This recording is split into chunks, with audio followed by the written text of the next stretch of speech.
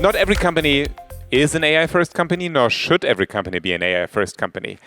But how you can still raise and be successful in a race, that's why Björn is here from Verdane.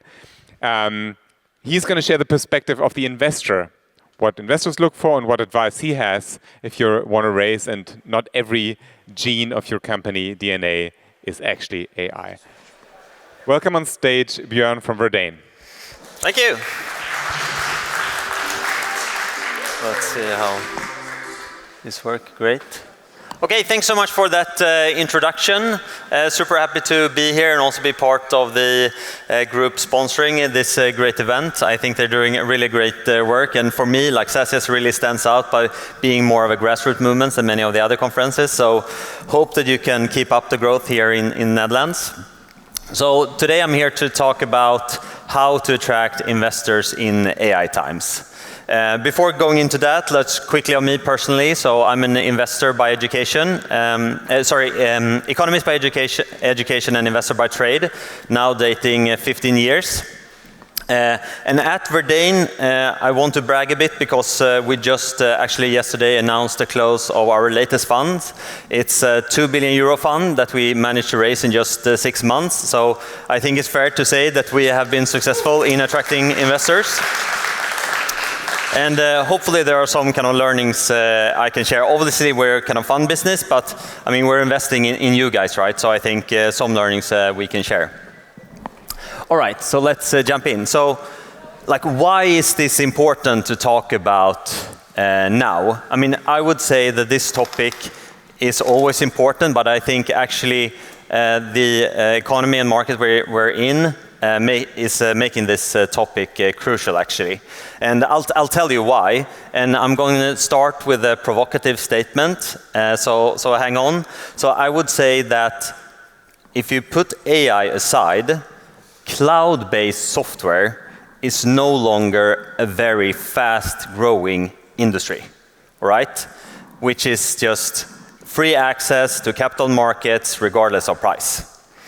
And I mean, some evidence of that is if you look at just public markets, you can actually see that SaaS companies are underperforming the broader index. So this is an example here on the left-hand side. If you look at the Nasdaq Emerging Cloud Index for the last 3 years, it has actually significantly underperformed the broader S&P 500. So, I mean, if you decided to own SaaS companies instead of the broader S&P for the last 3 years, you actually missed out on some 40 percentage points in capital gains, and that's like quite a lot of money, right? And I mean, if you follow capital markets and you read the Financial Times, whatever, you might say, well, we had a valuation top in 2021. This is just like a normalization of that. Interest rates are higher, so this is hurting long duration assets like growth companies more. And I think, sure, those arguments are partly valid, but I also think that partly masks an inconvenient truth for many SaaS companies.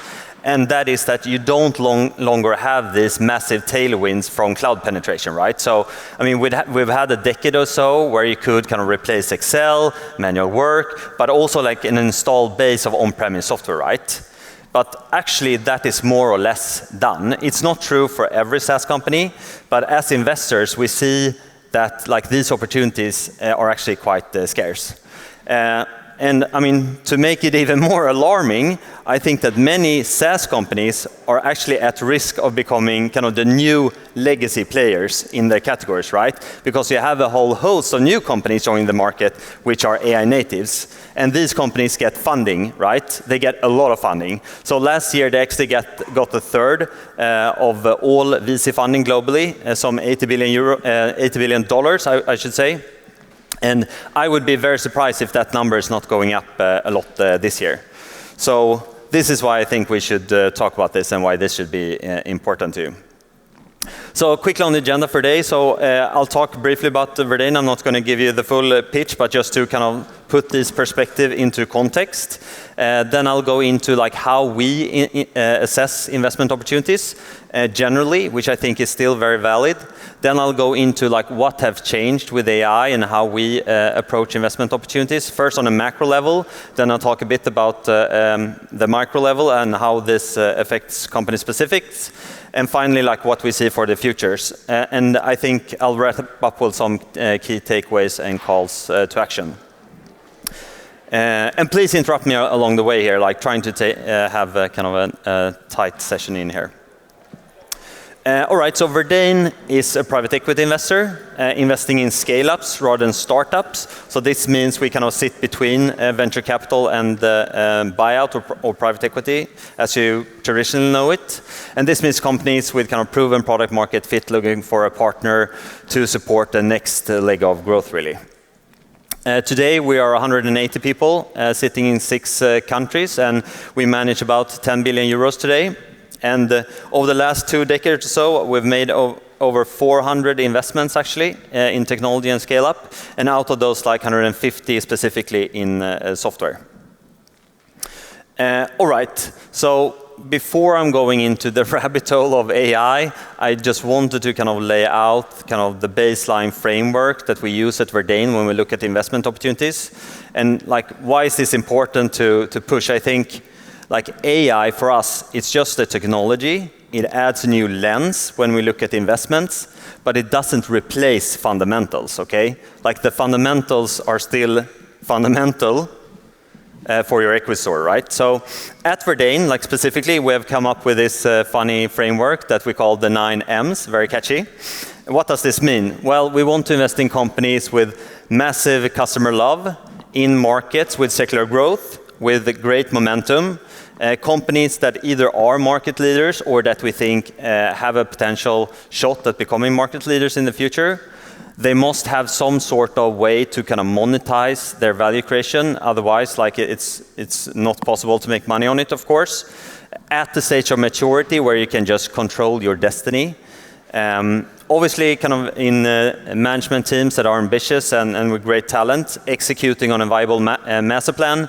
And for us as investors, some sort of opportunity to get the multiple arbitrage, meaning some sort of premium valuation in the future. So this is kind of our general framework, and if you're sitting and thinking like, I want to have a massive valuation for my business, well, you should score like good to great along these dimensions, basically. Then I think interest will be high. And don't forget that like this narrative must of course be backed up by real numbers. So as investors, if you kind of make a statement and you don't share us data, like all we have then are fairy tales, right? So that is not investable. Fairy tales are not investable. So just to give a very concrete example, like if you say, well, I have very happy customers, well, then you should have a high NPS score, high CSAT score, you should have low churn, retention rates, high usage, etc., right? So kind of don't forget that when you make statements that they need to be quantified for investors to believe you. All right, so what's changed with AI, right? So if you think about this kind of general framework, the 9 M's, you could argue that the SaaS model in general has ticked a lot of boxes over the last decade or so. So, I mean, it's a high margin, recurring revenue model, and that model is actually compounding if you have low churn and you have enough new customer intake. So, like, sounds really good, right? And the markets that these companies have been active in have been growing 5, maybe 10 times the speed of GDP, right? Fantastic. But now with AI, I mean, this is putting old truth a bit on its heels, right? So if you take the macro perspective, I think we view this as a potential transformation of the entire industry, and we are kind of in the early innings of that. You can also call it some form of a regime shift. And like as with any transformation, we expect it to create winners and losers, right? There will be companies that would kind of succumb to the risks, right? But there will also be companies capitalizing on the opportunities coming out of this. And like concretely, what could be some of the broad opportunities and risk facing the industry? So if we look at what kind of pundits are saying, you can kind of group it into kind of the positive case or the bull case, if you will. And that is, of course, like this is a great opportunity for existing companies, right? I mean, perhaps it can create new growth vectors, kind of you can create new products, new ways to monetize, maybe you can decrease your costs. So all good. As investors, we of course expect new companies to pop up that we could invest in, and maybe they challenge the existing incumbents and will take market share. Also very attractive. Now, if you take the other side of the coin, I mean, I'm sure you've heard other speakers talk about it, but I mean, AI is also decreasing the marginal cost for software development, right? So maybe software will be much cheaper to build. So then like, how should you be able to charge for it, right? It may become like very cheap. You will have low code, no code platforms.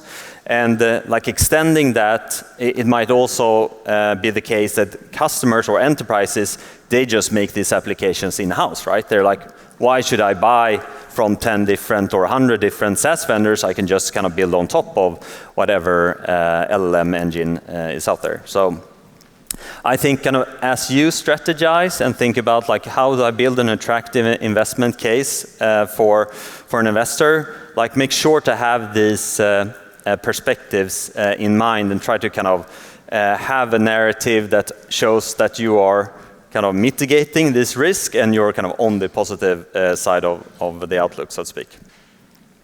All right, shifting gears a bit and going then into kind of the micro level and how we as software investors have kind of viewed individual companies historically. So I think there is a kind of set of characteristics that have made software companies very attractive to investors in recent years. And more or less it's because we think it can create kind of some sort of sustainable moat that you can monetize over time, right? And like concretely that could mean technical complexity, making it very hard to replicate, time-consuming and costly. Maybe you have some sort of behavioral stickiness. I mean, it takes time or to switch and training and so on, and your customers doesn't really want to do that. It creates a lock-in effect. Turns out also, obviously, that to solve very specific problems, you need a lot of domain expertise. Also hard to replicate. And then, of course, we've been through an age, even before AI, where kind of data has been compounding. So the need to just increase systemization has just been increasing, right? Finally, many software businesses have been quite successful in building business model that capitalize on network effects. And that has, of course, kind of created lots of revenue and profit opportunities. So how has this changed with AI? So naturally, like me or Verdane, we don't know exactly how this will play out. But I think it's fair to assume that the marginal cost of developing software will go down, which means maybe the barrier to entry will go down as well. And then if you say that, well, I have this really strong moat, it's due to technical complexity, well, like maybe that's going to be a quite weak moat going forward. The same is actually true for behavior, at least we think so at Verdane. So if you think about like how you work with SaaS tools today, I think that will actually change quite a lot in the coming years. So I think that we're all used to like you open a lot of different windows and tools, regardless of function that you work in, and you flip between these different windows. Maybe you work with 10, 20 different software products. So, I mean, let's assume that you would only work through like 1 or 2 agents. I mean, completely different, right? I mean, they would engage directly with either the data or with specific application. And then, of course, if your moat was based on behavior, well, then you're at risk, I would say. Domain expertise is still going to be important, we think, and like obviously going into data, if you have proprietary data, hard to replicate, I mean, that is of course very strong to build from. I mean, you could leverage these AI models and build very powerful systems that your competitors or alternatives cannot. And that's where I think kind of the domain expertise plays in, right? Because then you're able to contextualize that data. And finally, I think if you benefit from networks effects, like that's fantastic. You had a competitive advantage and you will have so in the future. And like before leaving this page, I also wanted to leave you with an additional thing, and that is that many companies that we meet, they in general base their competitive advantage on technology, but technology change, right? That's a problem. So maybe like you were the first cloud company in your category and you're one of the on-premise players, but then a new company came and it was API based and they outcompeted you potentially. And now there's new hosts of AI companies joining, right? So I think as investors, we don't really like when companies say that we base our uniqueness on technology. I mean, we think you should base your competitive advantage on your customers, right? I mean, you should assess about your customers and you should be the best at solving the specific problems for your customers, regardless of technology. I mean, technology is just an enabler, right? All right, so obsessing over your customers, what can you do to leverage AI in the coming years? So this is also echoing a bit of what we've heard from speakers before during the day. But at Verdane, I mean, we really see the market moving from traditional features-driven software to delivering specific outcomes. So what does this mean? Let's for example, say that you have been in the business of selling software to a customer service rep, right? But maybe what you should do is sell a software that just solves the problem for the customer and replaces the customer rep, right? Same is true for maybe managed cybersecurity and a lot of other kind of functions. And I think the message here is that remember that your customers, they probably don't really care about your software and they don't care about your technology, but they care a lot about the outcomes it can deliver, right? So that's how you should think about it.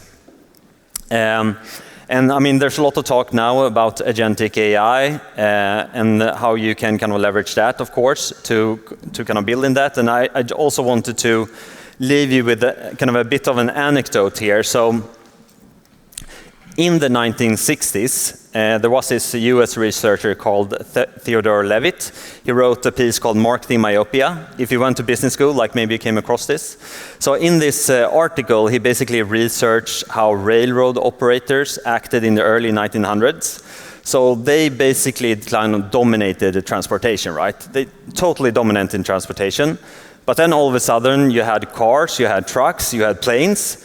And actually, these railroad operators were just totally outcompeted and almost went bankrupt. And his point was that these guys didn't realize that they were not in the train business, they were in the transportation business. And transportation just changed.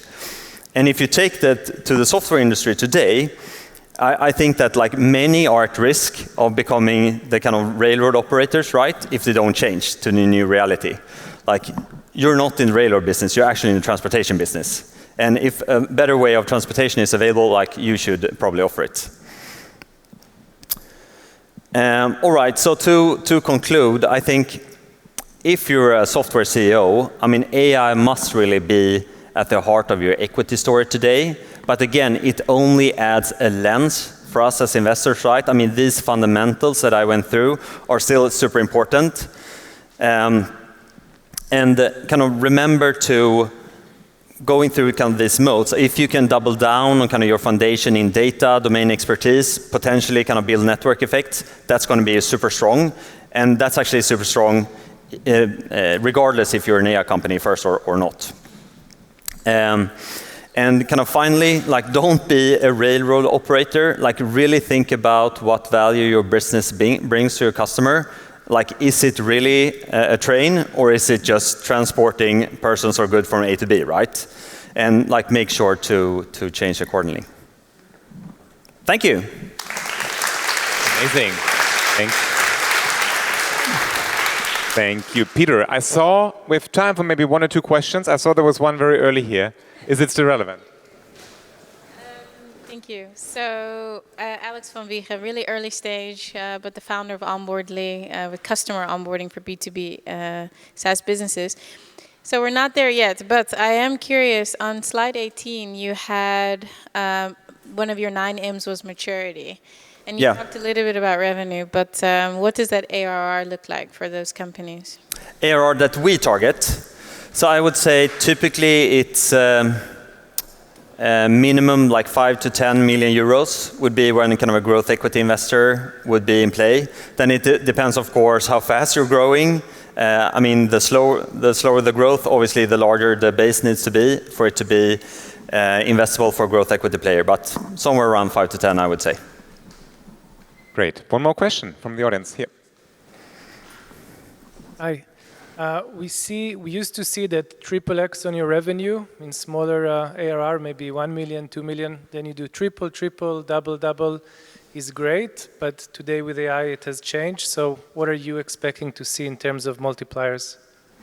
You mean how fast companies are expected to grow going forward? Yeah, so I mean, the point I'm trying to make is I think if you're not through AI or any other level kind of opening a new category or so on, if you're in an established replacement market, then like maybe your expected growth should be like 10, 20, 30%, right? It's very hard to say that you should grow 100%.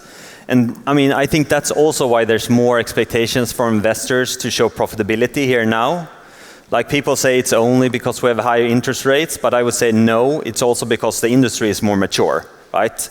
But I mean, let's say that you're in vibe coding. I mean, obviously that's a whole new category, growing super fast, and probably the most important thing is to take market share, and then I would expect you to grow really fast, right? So, yeah.